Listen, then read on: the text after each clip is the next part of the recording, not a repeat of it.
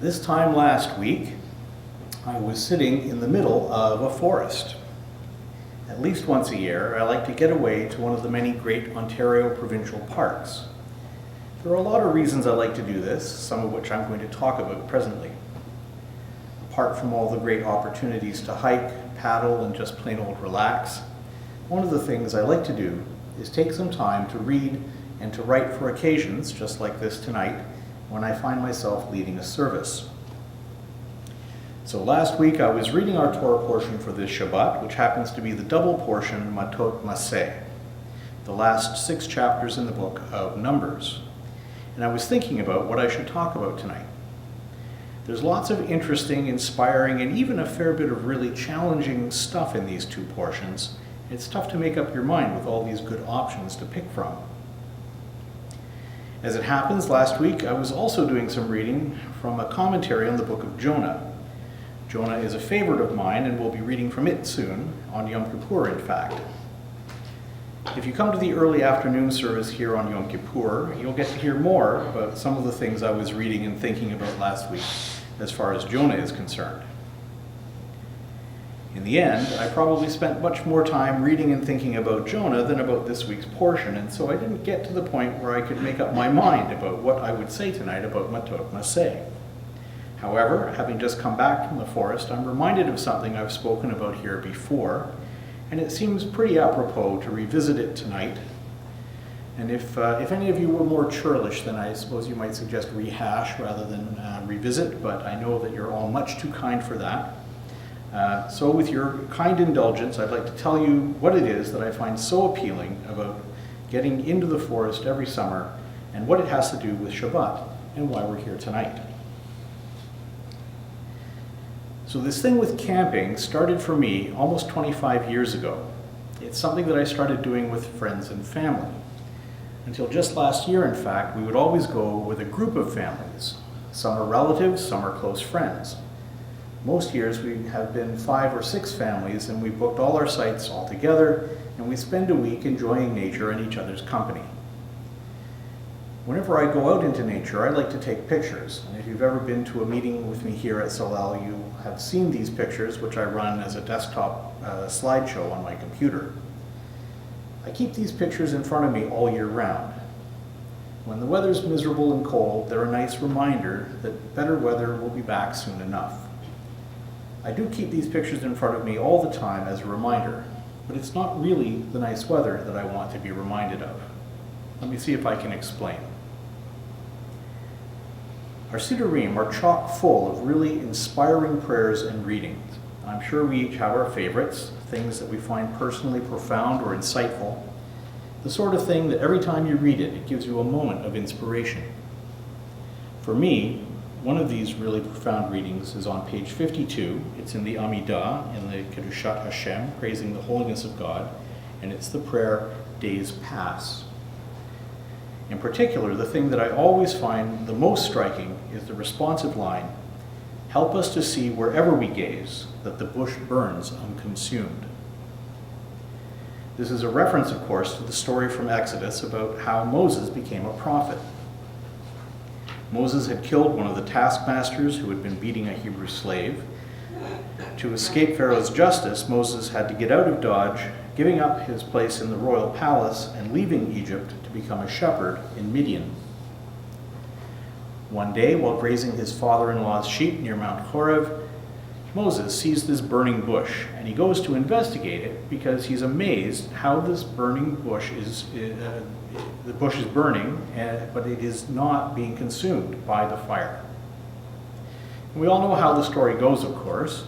God speaks to Moses out of the burning bush and gives Moses the mission of going back to Egypt so that he can lead the Israelite people out of slavery and into the promised land. Okay. So what is it about this reference to the account of the burning bush that I find so moving and significant? Going back to my camping trips, my friends and family have spent, as you might imagine, a lot of time sitting around campfires. Part of our tradition is that every night after dinner, we all 4, 5, 6 families, however many we are, get together around a campfire on one of our sites, and we take our turns hosting. Some people like to bring games. There's a lot of campfire food like s'mores. There's often someone who brings out a guitar, and we might even enjoy an adult beverage on occasion. One thing that's always there, though, is the campfire. Truth be told, there can be a certain amount of friendly rivalry around who can build and maintain the best campfire.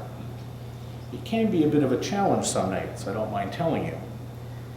The wood that you can buy in the parks isn't usually what you could call bone dry. It can sometimes take a good bit of doing to get a decent fire going, and even with a big fire, it takes a good long while to burn down damp wood. Something that's amazed me over the years is that very often, even if you've started with wet wood, and even though you've left not much going in your fire pit, but some glowing embers when you eventually pack it in for the night, in the morning there's nothing left of the logs that you started with but a little pile of ash. While you're tending the fire the night before, you sometimes wonder to yourself, is that log ever going to burn? And yet in the morning there's nothing left of it. What's my point?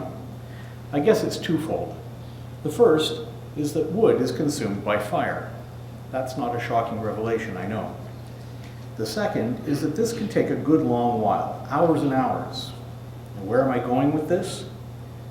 Let's think about Moses tending Jethro's flock at Mount Horeb. He sees something off in the distance burning, but he notices that even though it's burning, it's not being consumed in the fire. That's not something you'd be able to see with a quick glance. It's not even something you'd notice if you looked at it a couple of times over the course of several minutes. It's also not something that you'd ever expect to see. The physicist and philosopher Thomas Kuhn wrote in his book, The Structure of Scientific Revolutions, about something called the paradigm effect. You might have heard about this at some point. Back in the 1990s, this became a pretty fashionable buzzword, and as these things go, it was overused and misused. But the key concept underlining the idea, and one which is still useful and which is important even to understanding Moses' story, is that people don't easily notice things that don't make sense or that don't fit their expectations. For example, people know that wood burns. And if you've ever tried to build a campfire with wet wood, you know that it doesn't burn all that quickly. But if you give it enough time, even wet wood is consumed by the fire.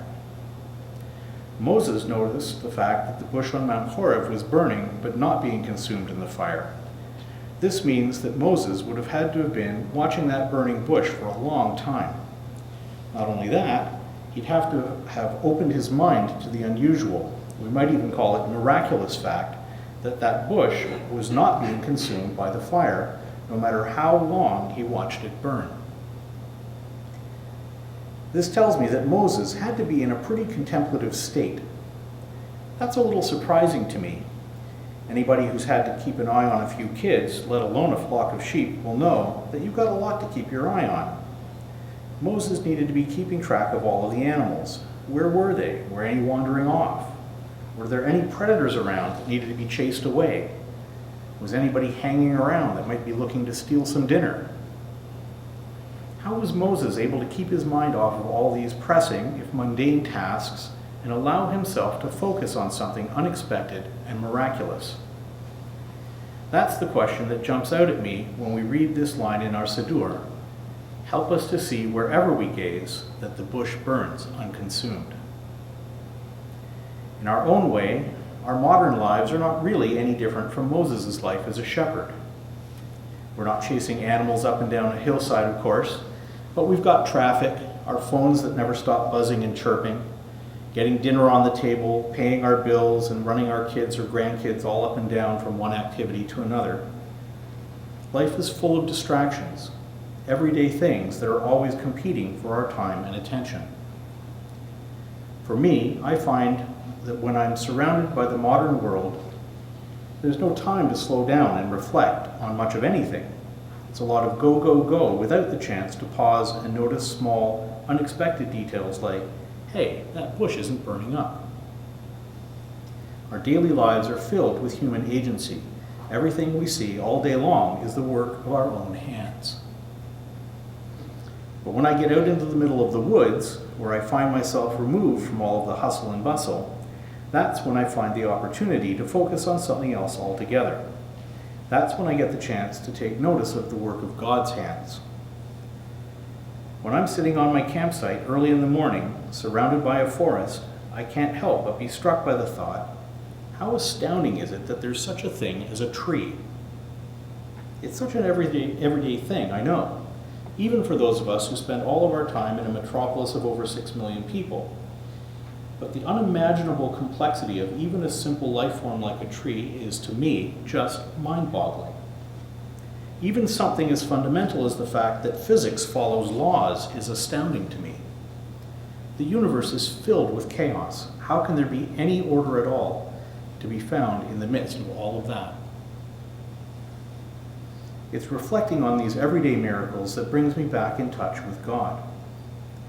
As much as I like to spend time here in Solel's sanctuary, and you know I do, the place where I most am likely to encounter the divine is sitting in the middle of a provincial park, wondering at the miraculousness of something as simple as a tree. Somehow, Moses made room in his mind to be open to seeing the miracle of a bush that burns but isn't consumed. When we pray here for the opportunity to experience that same kind of insight, it always reminds me of times like last week, sitting in the middle of a forest, looking for the opportunity to experience that same kind of revelation. I've found that my best chance of experiencing this is by surrounding myself with God's creation rather than human creation. That's why I keep pictures of the provincial parks I visited on my computer screen, because it reminds me of the all too rare occasions when I'm able to immerse myself in the experience of the miracle of creation. I encourage you to think about what it is that brings you closer to the divine, what passages from our prayer books, what everyday encounters and experiences give you the opportunity to escape the concerns of everyday routines. What it is that allows you to bring meaning and purpose into focus, and whatever that might be. I hope that you're able to find it on this Shabbat. Shabbat Shalom.